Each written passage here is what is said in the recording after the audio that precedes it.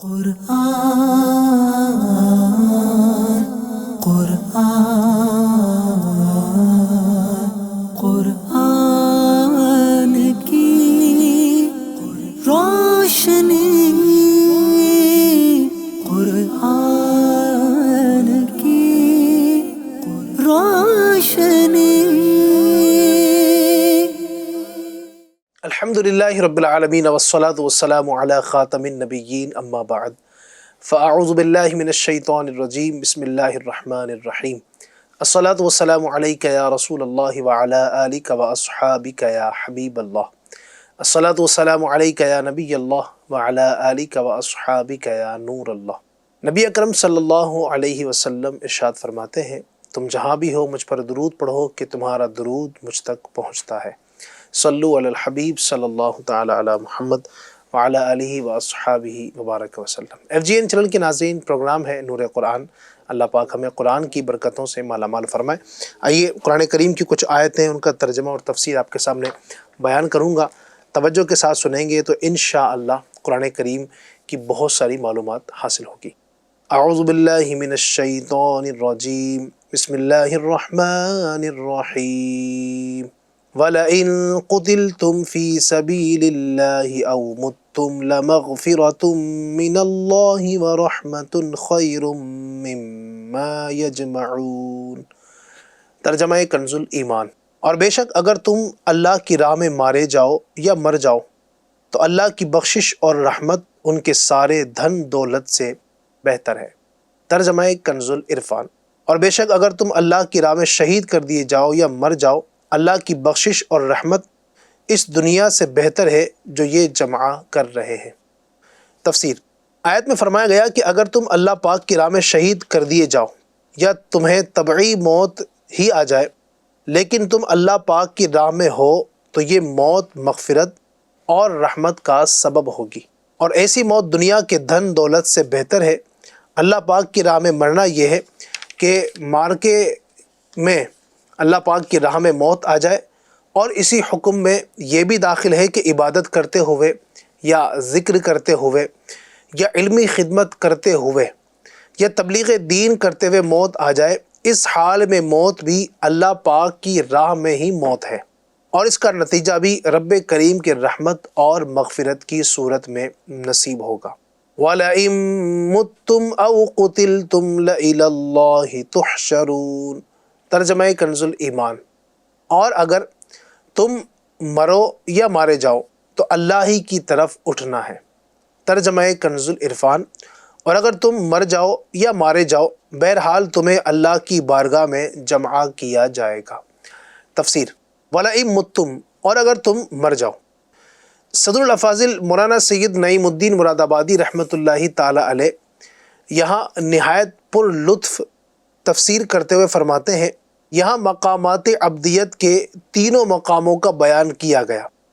پہلا مقام تو یہ ہے کہ بندہ بخوف دوزخ اللہ پاک کی عبادت کرے تو اس کو عذاب نار سے امن دی جاتی ہے، اس کی طرف لمغفرۃ من اللہ میں اشارہ ہے۔ دوسری قسم وہ بندے ہیں جو جنت کے شوق میں اللہ پاک کی عبادت کرتے ہیں، اس کی طرف ورحمۃ میں اشارہ ہے، کیونکہ رحمت بھی جنت کا ایک نام ہے۔ تیسری قسم وہ مخلص بندے ہیں جو عشق الہی اور اس کی ذات پاک کی محبت میں اس کی عبادت کرتے ہیں، اور ان کا مقصود اس کی ذات کے سوا اور کچھ نہیں۔ انہیں حق سبحانہ و تعالی اپنے دائرہ کرم میں اپنی تجلی سے نوازے گا، اس کی طرف لَإِلَى اللَّهِ تُحْشَرُونَ میں اشارہ ہے۔ فَبِمَا رَحْمَةٍ مِّنَ اللَّهِ لِنْتَ لَهُمْ وَلَوْ كُنْتَ فَظًّا غَلِيظَ الْقَلْبِ لَانفَضُّوا مِنْ حَوْلِكَ فَاعْفُ عَنْهُمْ وَاسْتَغْفِرْ لَهُمْ وَشَاوِرْهُمْ فِي الْأَمْرِ فَإِذَا عَزَمْتَ فَتَوَكَّلْ عَلَى اللَّهِ إِنَّ اللَّهَ يُحِبُّ الْمُتَوَكِّلِينَ۔ ترجمہ کنز ایمان۔ تو کیسی کچھ اللہ کی مہربانی ہے کہ اے محبوب تم ان کے لیے نرم دل ہوئے، اور اگر تند مزاج سخت دل ہوتے تو وہ ضرور تمہارے گرد سے پریشان ہو جاتے، تو تم انہیں معاف فرماؤ اور ان کی شفاعت کرو اور کاموں میں ان سے مشورہ لو، اور جو کسی بات کا ارادہ پکا کر لو تو اللہ پر بھروسہ کرو، بے شک توکل والے اللہ کو پیارے ہیں۔ ترجمہ کنز العرفان۔ تو اے حبیب، اللہ کی کتنی بڑی مہربانی ہے کہ آپ ان کے لیے نرم دل ہیں، اور اگر آپ ترش مزاج سخت دل ہوتے تو یہ لوگ ضرور آپ کے پاس سے بھاگ جاتے۔ تو آپ ان کو معاف فرماتے رہو اور ان کی مغفرت کی دعا کرتے رہو، اور کاموں میں ان سے مشورہ لیتے رہو۔ پھر جب کسی بات کا پختہ ارادہ کر لو تو اللہ پر بھروسہ کرو، بے شک اللہ توکل کرنے والوں سے محبت فرماتا ہے۔ تفسیر صراط الجنان۔ فبما رحمت من اللہ، تو اللہ کی کتنی بڑی رحمت ہے۔ اس آیت کریمہ میں نبی اکرم صلی اللہ تعالی علیہ وسلم کے اخلاق کریمانہ کا بیان کیا جا رہا ہے۔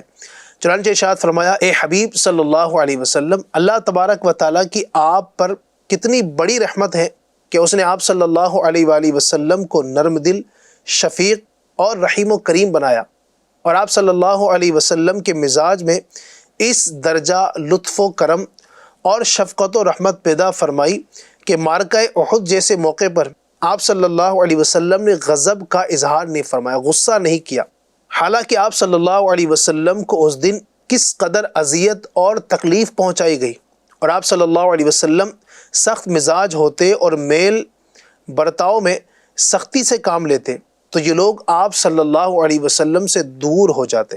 تو اے حبیب صلی اللہ علیہ وسلم، آپ ان کی غلطیوں کو معاف کر دیں اور ان کے لیے دعائے مغفرت فرما دیں، تاکہ آپ صلی اللہ علیہ وسلم کی سفارش پر اللہ پاک بھی انہیں معاف فرما دے۔ حضور اکرم صلی اللہ علیہ وسلم کے جو اخلاق کریمانہ ہیں، نبی پاک کے پیارے اخلاق ہیں، ان کی تو کیا ہی بات ہے۔ اللہ پاک نے توریت و انجیل میں بھی آپ صلی اللہ علیہ وسلم کے اخلاق کریمانہ کا ذکر فرمایا ہے۔ چنانچہ حضرت عبداللہ بن سلام رضی اللہ تعالیٰ عنہ بیان فرماتے ہیں کہ جب اللہ پاک نے زید بن ثانہ کی ہدایت کا ارادہ فرمایا تو زید بن ثانہ نے کہا، میں نے جب حضور اقدس صلی اللہ علیہ وسلم کے روئے انور کی، نبی پاک کے چہرے پاک کی زیارت کی تو اسی وقت آپ میں نبوت کی تمام علامتیں میں نے دیکھ لی، البتہ دو علامتیں ایسی تھیں جن کی مجھے خبر نہ تھی کہ وہ آپ میں ہیں یا نہیں۔ ایک یہ کہ آپ صلی اللہ علیہ وسلم کا حلم آپ کے غضب پر سبقت لے جائے گا، اور دوسرا یہ کہ آپ صلی اللہ علیہ وسلم کے ساتھ جتنا زیادہ جہالت کا برتاؤ کیا جائے گا، آپ صلی اللہ علیہ وسلم کا حلم اتنا ہی بڑھتا چلا جائے گا۔ میں موقع کی تلاش میں رہا کہ آپ صلی اللہ تعالی علیہ وسلم کا حلم دیکھ سکوں، آپ کی بردباری، آپ کا برداشت جو کرنا ہے میں وہ دیکھ سکوں۔ ایک دن نبی اکرم صلی اللہ علیہ وسلم اپنے حجروں سے باہر تشریف لائے اور حضرت علی المرتضیٰ کرم اللہ تعالی وجہ الکریم آپ کے ساتھ تھے کہ دیہاتی جیسا ایک شخص آپ اپنی سواری پر آپ صلی اللہ علیہ وسلم کی بارگاہ میں حاضر ہوا اور عرض کی، فلاں قبیلے کی بستی میں رہنے والے قحط اور خشک سالی کی مصیبت میں مبتلا ہیں۔ یا رسول اللہ صلی اللہ علیہ وسلم، مجھے ڈر ہے کہ جس طرح وہ رزق ملنے کی امید پر اسلام میں داخل ہوئے، کہیں وہ رزق نہ ملنے کی وجہ سے اسلام سے نکل نہ جائیں۔ اگر ممکن ہو تو ان کی طرف کوئی ایسی چیز بھیج دیں جس سے ان کی مدد ہو جائے۔ حضور اکرم صلی اللہ تعالی علیہ وآلہ وسلم نے اس شخص کی طرف دیکھا اور حضرت علی المرتضیٰ کرم اللہ تعالی وجہ الکریم کو دکھایا تو انہوں نے عرض کی، یا رسول اللہ صلی اللہ علیہ وسلم، اس میں سے کچھ باقی نہیں بچا۔ زید بن ثانہ کہتے ہیں، میں حضور اقدس صلی اللہ علیہ وسلم کے قریب ہوا اور کہا، اے محمد صلی اللہ علیہ وسلم، کیا آپ ایک مقررہ مدت تک فلاں قبیلے کے باغ کی معین مقدار میں کھجوریں بیچ سکتے ہیں؟ آپ صلی اللہ علیہ وسلم نے ارشاد فرمایا، اے شخص، ایسے نہیں، میں ایک مقررہ مدت تک اور معینہ مقدار میں کھجوریں تمہیں بیچوں گا، لیکن کسی باغ کو خاص نہیں کروں گا۔ زید بن ثانہ کہتے ہیں، میں نے کہا ٹھیک ہے، چنانچہ میں نے ایک مقررہ مدت تک معین مقدار میں کھجوروں کے بدلے 80 مسقال سونا حضور اقدس صلی اللہ علیہ وسلم کو دے دیا، اور آپ صلی اللہ علیہ وسلم نے وہ سونا اس شخص کو دے کر فرمایا، یہ سونا ان لوگوں کے درمیان تقسیم کر دو اور اس کے ذریعے ان کی مدد کرو۔ زید بن ثانہ کہتے ہیں، جب وہ مدت پوری ہونے میں 2 یا 3 دن رہ گئے تو میں نے مسجد میں آپ صلی اللہ علیہ وسلم کا دامن اقدس پکڑ کر تیز نگاہ سے دیکھتے ہوئے یوں کہا، اے محمد، میرا حق ادا کرو۔ اے عبد المطلب کے خاندان والو، تم سب کا یہی طریقہ ہے کہ تم لوگ ہمیشہ لوگوں کے حقوق ادا کرنے میں دیر لگایا کرتے ہو اور ٹال مٹول سے کام لیتے ہو، یہ تمہاری عادت بن چکی ہے۔ اس دوران میں نے حضرت عمر فاروق اعظم رضی اللہ عنہ کی طرف دیکھا تو ان کی آنکھیں ان کے چہرے پر گھوم رہی تھیں۔ انہوں نے جلال بھری نظروں سے دیکھتے ہوئے مجھ سے فرمایا، اے دشمن خدا، کیا تم رسول اللہ صلی اللہ علیہ وسلم سے ایسی بات اور ایسی حرکت کر رہے ہو؟ اس خدا کی قسم جس نے انہیں حق کے ساتھ بھیجا ہے، اگر مجھے نبی کریم صلی اللہ علیہ وسلم کا لحاظ نہ ہوتا تو میں ابھی تلوار سے تیرا سر اڑا دیتا۔ رسول کریم صلی اللہ علیہ وسلم پرسکون انداز میں حضرت عمر فاروق رضی اللہ تعالی عنہ کی طرف دیکھنے لگے اور مسکرائے، پھر ارشاد فرمایا، ہم دونوں کو اس کے علاوہ چیز کی زیادہ ضرورت تھی کہ تم مجھے اچھے طریقے سے ادائیگی کا کہتے اور اسے اچھے انداز میں مطالبہ کرنے کا کہتے۔ اے عمر، تم اسے اس کا حق دے دو اور 20 سا کھجوریں اس کے حق سے زیادہ دے دینا۔ زید بن ثانہ کہتے ہیں، جب حضرت فاروق اعظم نے مجھے زیادہ کھجوریں دی تو میں نے کہا، اے عمر، مجھے زیادہ کھجوریں کیوں دی؟ حضرت عمر فاروق اعظم نے فرمایا، مجھے رسول اللہ صلی اللہ علیہ وسلم نے حکم دیا ہے کہ جو میں نے تمہیں ڈانٹا اس کے بدلے اتنی کھجوریں تمہیں زیادہ دے دوں۔ میں نے کہا، اے عمر، آپ جانتے ہیں کہ میں کون ہوں؟ آپ نے فرمایا، نہیں۔ میں نے کہا کہ میں یہود کا عالم زید بن ثانہ ہوں۔ آپ نے فرمایا، پھر تم نے رسول اللہ صلی اللہ علیہ وسلم کو جو باتیں کی اور ان کے ساتھ جو حرکت کی وہ کیوں کی؟ میں نے کہا، میں نے پیارے آقا صلی اللہ علیہ وسلم کے چہرے انور کی زیارت کرتے ہی آپ کی نبوت کی تمام علامتیں پہچان لی تھی، البتہ ان 2 علامتوں کو دیکھنا باقی تھا کہ آپ صلی اللہ علیہ وسلم کا حلم آپ کے غضب پر سبقت لے جاتا ہے اور آپ کے ساتھ جتنا زیادہ جہالت کا برتاؤ کیا جاتا ہے، آپ صلی اللہ علیہ وسلم کا حلم، آپ کا برداشت اتنا ہی بڑھتا چلا جاتا ہے۔ بے شک میں نے یہ علامتیں بھی آپ صلی اللہ علیہ وسلم میں پالی ہیں، تو اے عمر، آپ گواہ ہو جائے کہ میں اللہ کے رب ہونے، اسلام کے دین ہونے اور محمد صلی اللہ علیہ وسلم کے نبی ہونے پر راضی ہوا۔ میں بہت مالدار ہوں، آپ گواہ ہو جائے کہ میں نے اپنا آدھا مال تاجدار رسالت صلی اللہ علیہ وسلم کی امت پر صدقہ کر دیا۔ پھر حضرت زید بن ثانہ سرکار دو عالم صلی اللہ علیہ وسلم کی بارگاہ میں حاضر ہوئے اور کہا، میں گواہی دیتا ہوں کہ اللہ کے سوا کوئی معبود نہیں اور محمد صلی اللہ علیہ وسلم اس کے بندے اور رسول ہیں۔ وشاورہم فی الامر، اور کاموں میں ان سے مشورہ لیتے رہو، یعنی اہم کاموں میں ان سے مشورہ بھی لیتے رہیں، کیونکہ اس میں ان کی دلداری بھی ہے اور عزت افزائی بھی، اور یہ فائدہ بھی کہ مشورہ سنت ہو جائے گا اور آئندہ امت اس سے نفع اٹھاتی رہے گی۔ پھر جب مشورے کے بعد آپ کسی کام کا پختہ ارادہ کر لیں تو اپنے کام کو پورا کرنے میں اللہ پر بھروسہ کریں، بے شک اللہ تعالیٰ توکل کرنے والوں سے محبت فرماتا ہے اور ان کی مدد کرتا اور انہیں اس چیز کی طرف ہدایت دیتا ہے جو ان کے لیے بہتر ہو۔ مشورے کے معنی ہے کسی معاملے میں دوسرے کی رائے دریافت کرنا، کسی کی رائے لینا۔ مشورہ لینے کے ساتھ اللہ تعالیٰ نے یہ بھی فرما دیا کہ مشورے کے بعد جب آپ صلی اللہ علیہ وسلم کسی چیز کا پختہ ارادہ کر لیں تو اسی پر عمل کریں اور اللہ پر توکل، اللہ پر بھروسہ کریں۔ توکل کے معنی ہے اللہ تبارک و تعالیٰ پر اعتماد کرنا، بھروسہ کرنا اور کاموں کو اس کے سپرد کر دینا۔ مقصود یہ ہے کہ بندے کا اعتماد تمام کاموں میں اللہ پر ہونا چاہیے، صرف اسباب پر نظر نہ رکھے۔ حضرت عمران بن حسین رضی اللہ عنہ سے روایت ہے، حضور انور صلی اللہ علیہ وسلم نے ارشاد فرمایا، جو اللہ پاک پر بھروسہ کرے تو ہر مشکل میں اللہ پاک اسے کافی ہوگا اور اسے وہاں سے رزق دے گا جہاں اس کا گمان بھی نہ ہو، اور جو دنیا پر بھروسہ کرے تو اللہ پاک اسے دنیا کے سپرد فرما دے گا۔ حضرت عمر فاروق رضی اللہ تعالیٰ عنہ سے روایت ہے، نبی اکرم صلی اللہ علیہ وسلم نے ارشاد فرمایا، اگر اللہ پاک پر جیسا توکل چاہیے ویسا توکل کرو تو تم کو ایسے رزق دے جیسے پرندوں کو دیتا ہے کہ وہ صبح کو بھوکے جاتے ہیں اور شام کو شکم سیر لوٹتے ہیں۔ اللہ پاک ہمیں ان مبارک آیتوں کی برکتوں سے مالا مال فرمائے۔ فرمان مصطفیٰ صلی اللہ علیہ وسلم ہے، جس نے مجھ پر ایک بار درود پاک پڑھا اللہ پاک اس پر 10 رحمتیں نازل فرماتا ہے۔ صلو علی الحبیب صلی اللہ تعالی علی محمد وعلی آلہ واصحابہ وبارک وسلم۔ مسجد الحرام شریف مکہ مکرمہ میں ایک عابد یعنی عبادت گزار شخص رات بھر عبادت میں مشغول رہا کرتا، دن کو روزے رکھتا، روزانہ شام کو ایک شخص اسے 2 روٹیاں دے جایا کرتا، اس سے افطار کر لیتا اور پھر دوسرے دن کے لیے عبادت میں لگ جاتا۔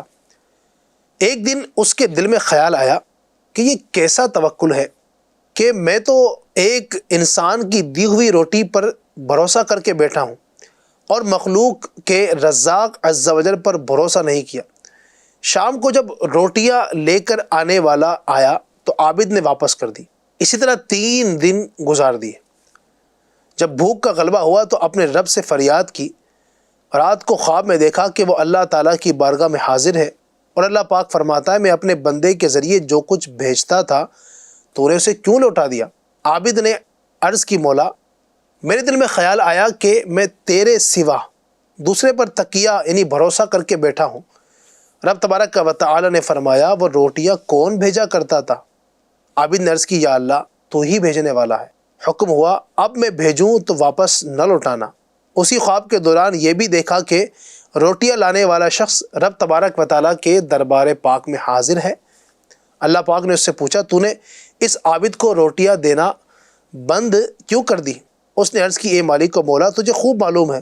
پھر پوچھا اے بندے وہ روٹیاں تو کیسے دیتا تھا؟ عرض کی میں تو تجھے یعنی تیری ہی راہ میں دیتا تھا۔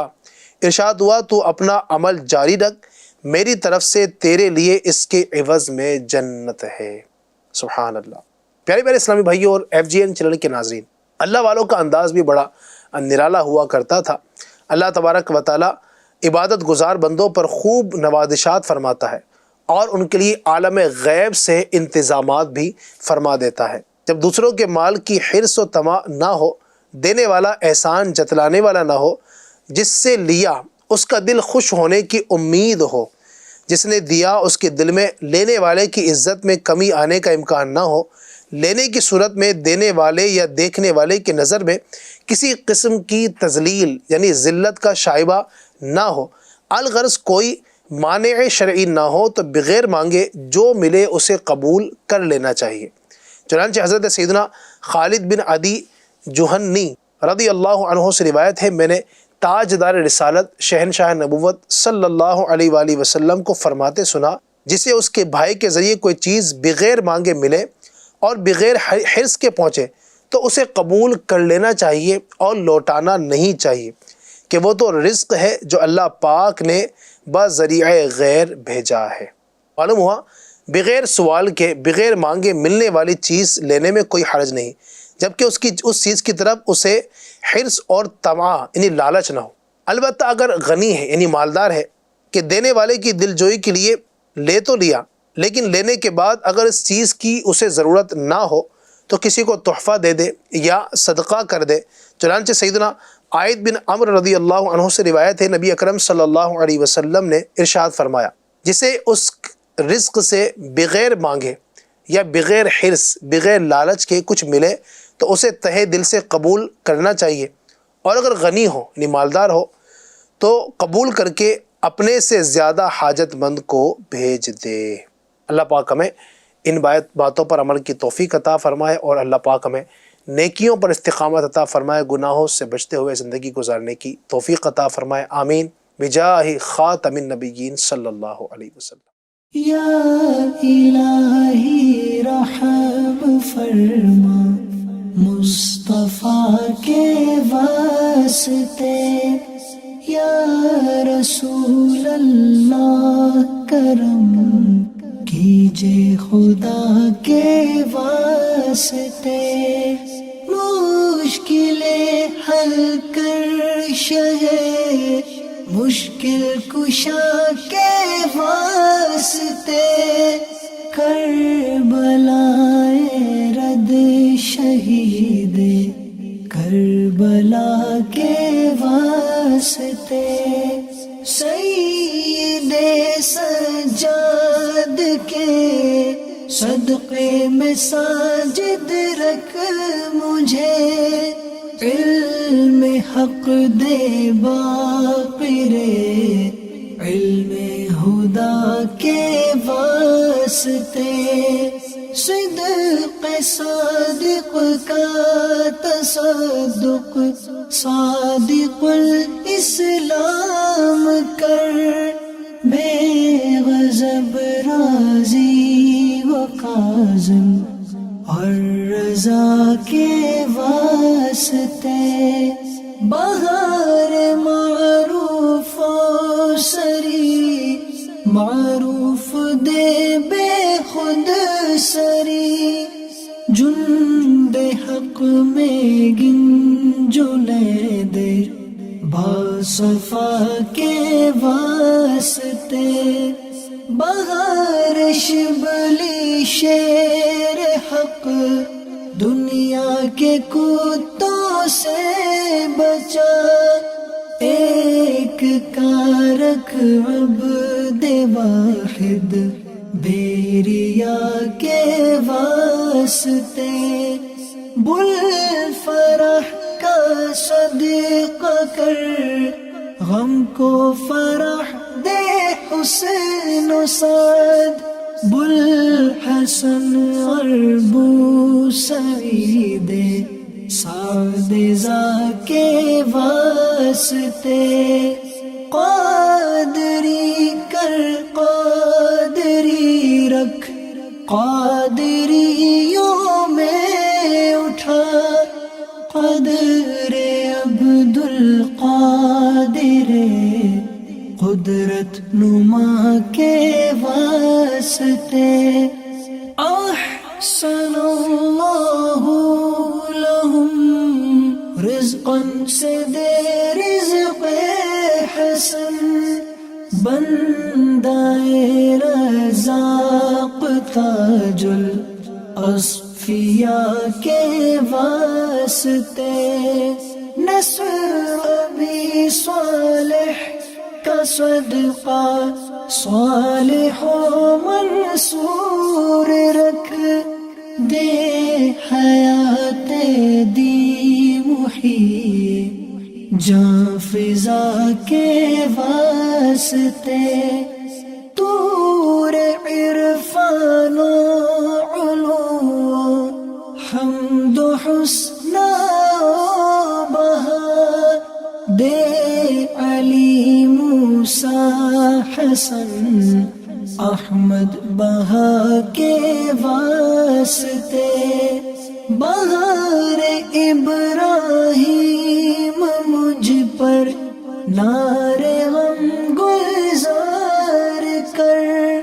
بھیک دے داتا بھکاری بادشاہ کے واسطے، خانہ دل کو زیادے روح ایمان کو جمال، شہزیہ مولا جمال الاولیاء کے واسطے، دے محمد کے لیے روزی کا رحمت کے لیے، خوان فضل اللہ سے حصہ گدا کے واسطے، دین و دنیا کے مجھے برکات دے برکات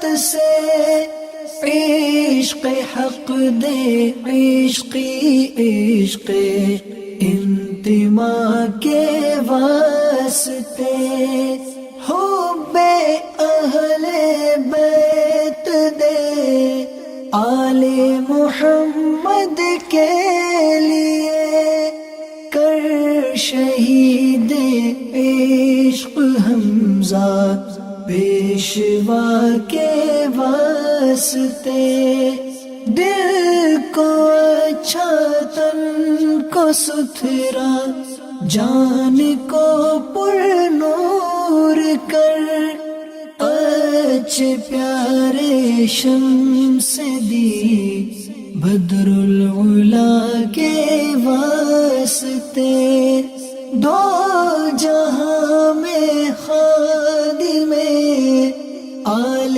رسول اللہ کر، حضرت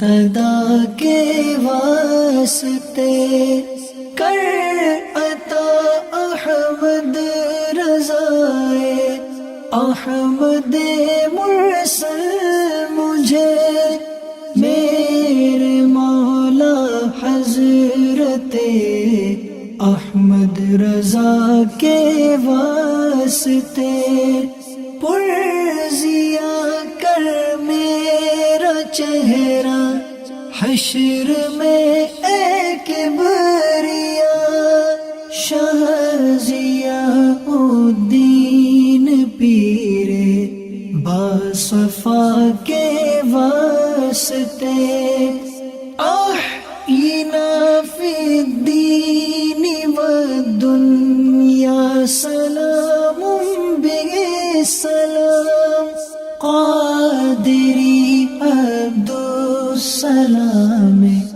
خوش ادا کے واسطے عشق احمد میں عطا کر چشم تر سوزے جگر یا خدا الیاس کو احمد رضا کے واسطے یا خدا عطار کو احمد رضا کے واسطے صدقہ ان آیا کا دے چھے عین عز علم و عمل عفو عرفان عافیت اس بے نوا کے واسطے قرآن قرآن قرآن کی روشنی قرآن کی روشنی